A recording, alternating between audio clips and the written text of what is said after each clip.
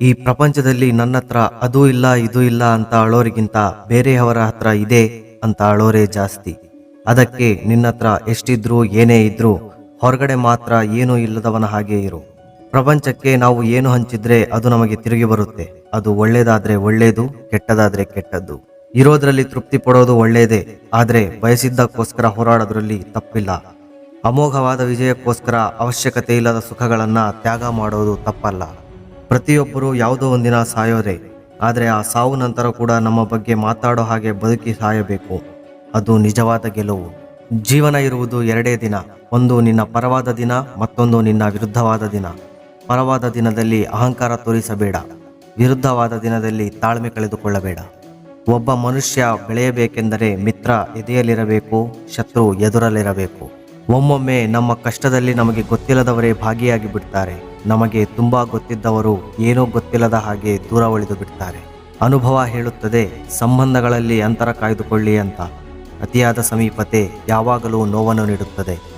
ಸಂಪಾದನೆ ಎಂದರೆ ಹಣ ಮಾತ್ರವಲ್ಲ, ಅನುಭವ, ಗೌರವ, ಸಂಬಂಧ, ಪ್ರೀತಿ ಇವುಗಳು ಕೂಡ ಸಂಪಾದನೆಯೇ. ಕೋಪದಲ್ಲಿ ಕೆಟ್ಟ ಮಾತುಗಳನ್ನು ಆಡಬೇಡಿ. ಕೋಪ ಕಮ್ಮಿ ಆಗಬಹುದು, ಆದರೆ ಮಾತು ಅವರ ಮನಸ್ಸಲ್ಲೇ ಉಳಿದು ಬಿಡುತ್ತದೆ.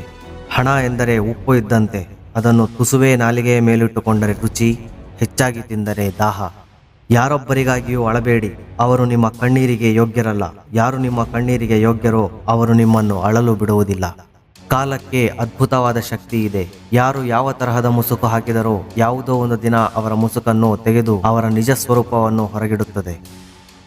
ಜೀವನದಲ್ಲಿ ಯಾರನ್ನಾದರೂ ಕ್ಷಮಿಸು, ಆದರೆ ನಿನ್ನ ಸಹಾಯ ತಗೊಂಡು ನಿನಗೆ ಮೋಸ ಮಾಡಿದವರನ್ನ ಯಾವತ್ತೂ ಕ್ಷಮಿಸಬೇಡ.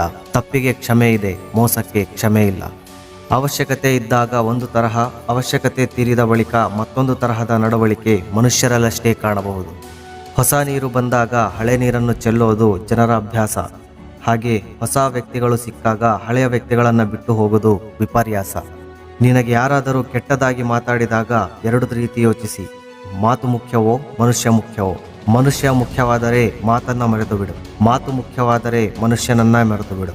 ತಾಳ್ಮೆ ತುಂಬಾ ಇರೋ ಮನುಷ್ಯ ತಿರುಗಿ ಬಿದ್ದರೆ ರಾಕ್ಷಸ ಆಗ್ತಾನೆ. ಅವನ ಸಹನೆ ಮೀರುವಷ್ಟು ನೋವನ್ನ ಯಾವತ್ತೂ ಕೊಡಬೇಡಿ. ನಮಗಾಗಿ ಯಾರೋ ಇದ್ದಾರೆ ಅನ್ನೋ ಭ್ರಮೆಗಿಂತ ಯಾರೂ ಇಲ್ಲ ಅನ್ನೋದೇ ವಾಸ್ತವ.